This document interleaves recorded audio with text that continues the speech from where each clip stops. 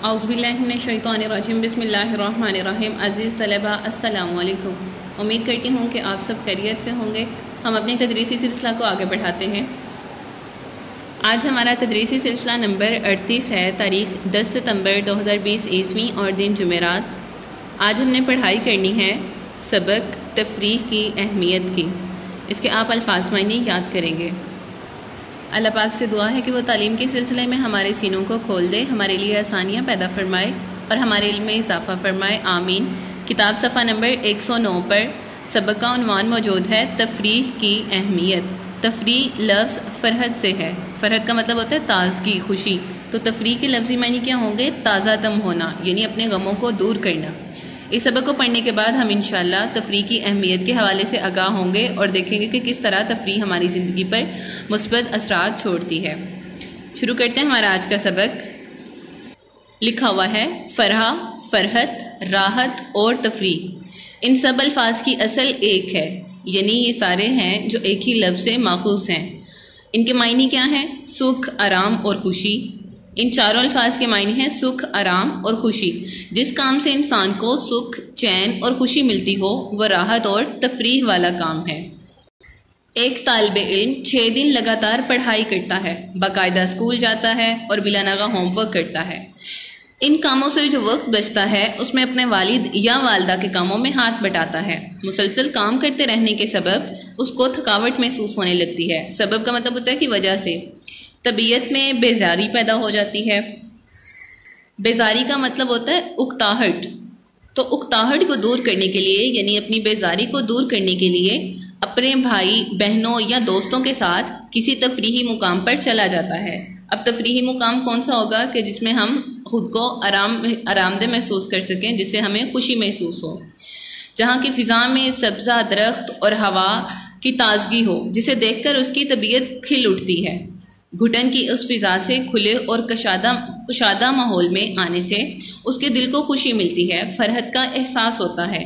मुसलसल एक ही तरह के माहौल में रहने और काम करने से जो थकावट पैदा हो गई थी वो दूर हो जाती है, वो तरोताज़ा हो जाता है, उसकी ताहट ख़त्म हो जाती है, वो नए जोशो जज्बे के साथ काम के लिए तैयार हो जाता है। अब यहीं से अंदाज़ा लगा लें कि हम इस पैराग्राफ में उन्होंने कहा हुआ है कि अगर हम 6 दिन लगातार काम कर रहे हैं तो हमारी तबीयत में एक बेजारी सी पैदा हो जाएगी, काम से उकताहट पैदा हो जाएगी।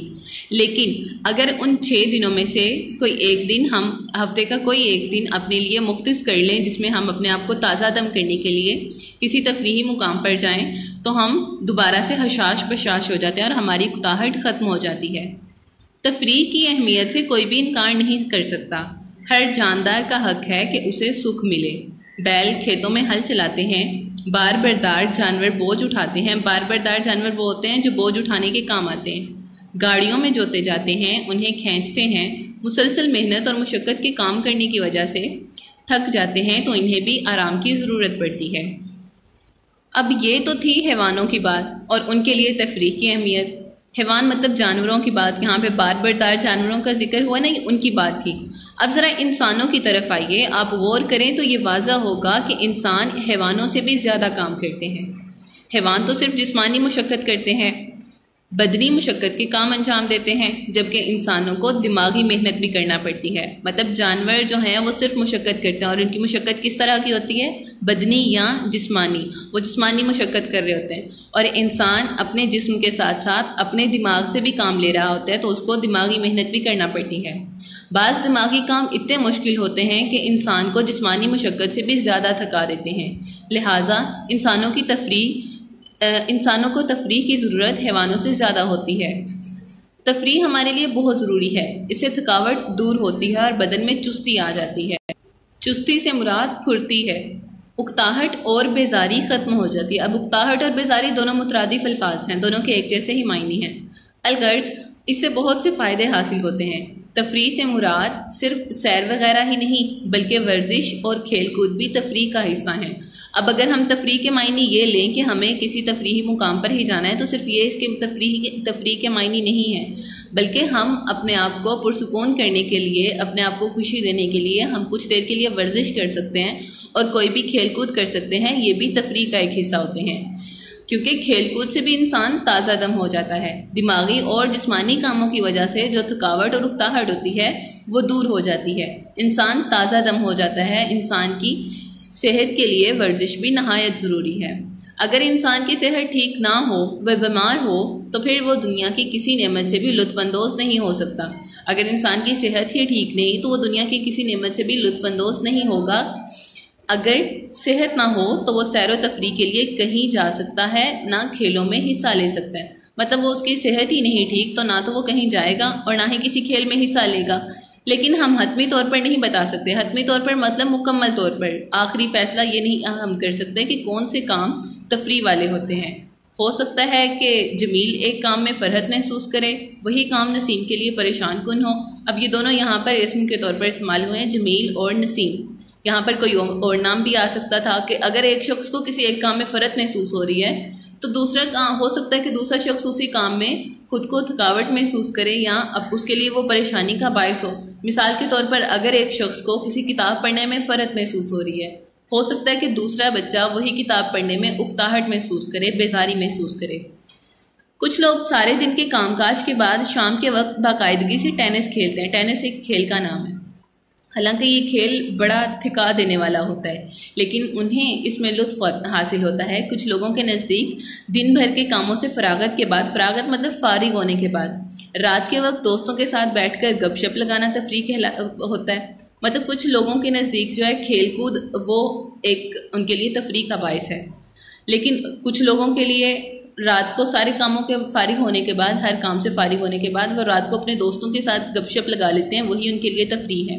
بعض ایسے بھی ہیں کہ دن میں اپنے کام سے فارغ ہو کر تھکے آ رہے جب گھر آتے ہیں تو اپنے بچوں کے ساتھ گپ شپ لگانے میں انہیں مزہ آتا ہے، اور ان کے ساتھ کھیل کود میں شریک ہونا ہی ان کے نزدیک سب سے بڑی تفریح ہے.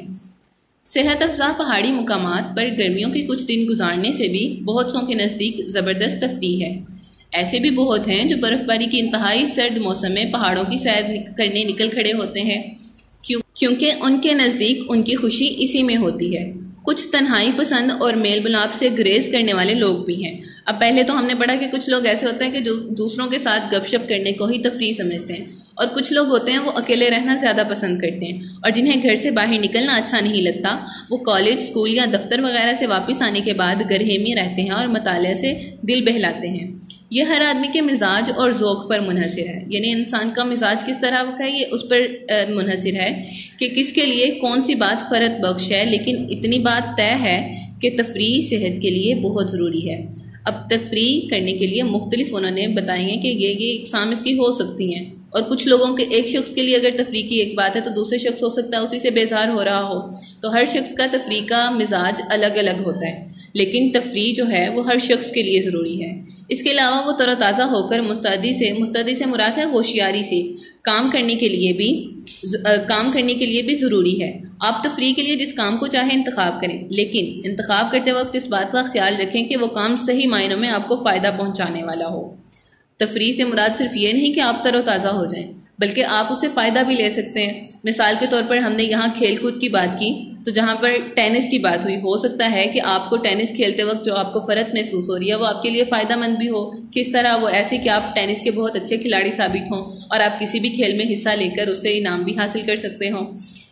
اور اسی طرح کتابیں پڑھنے والے شخص بھی وہ معلوماتی کتابیں پڑھ کر اپنے علم میں اضافہ کر سکتے ہیں. مطلب تفریح کے ساتھ ساتھ آپ کو فائدہ بھی ہو. ایسا نہ ہو کہ آپ جس کام کو راحت بخش سمجھ رہے ہوں وہی کام آپ کے لیے مضر ہو. مثلا کھیل کود کے سبھی معقول کام تفریح کے کام ہیں، لیکن اگر آپ انتہائی گرمی کے دنوں میں کرکٹ کھیلیں گے تو بیمار پڑ جائیں گے. اسی طرح دور دراز کی کسی پہاڑی مقام کی سیر سے بھی تفریحی مقصد حاصل ہو سکتا ہے، لیکن اگر آپ کے پاس اس سفر کے اخراجات پورے کرنے کے لیے پیسے نہ ہوں تو پھر قرض لینا پڑے، اور ایسی تفریح آپ کے لیے بعد میں پریشانی کا باعث بنے. مطلب تفریح خود کو تر و تازہ کرنے کے لیے ہے، نہ کہ پریشان کرنے کے لیے. اس لیے تفریح کا انتخاب کرتے وقت یہ بات ضروری ذہن نشین کر لینی ہے کہ وہ تفریح ہمارے لیے فائدہ مند ہو. امید کرتی ہوں کہ آج جو ہم نے پڑھا آپ اس پر عمل کریں گے، اور جو سبق میں دیے گئے مشکل الفاظ ہیں ان کے معنی بھی یاد کریں گے انشاءاللہ. اللہ حافظ.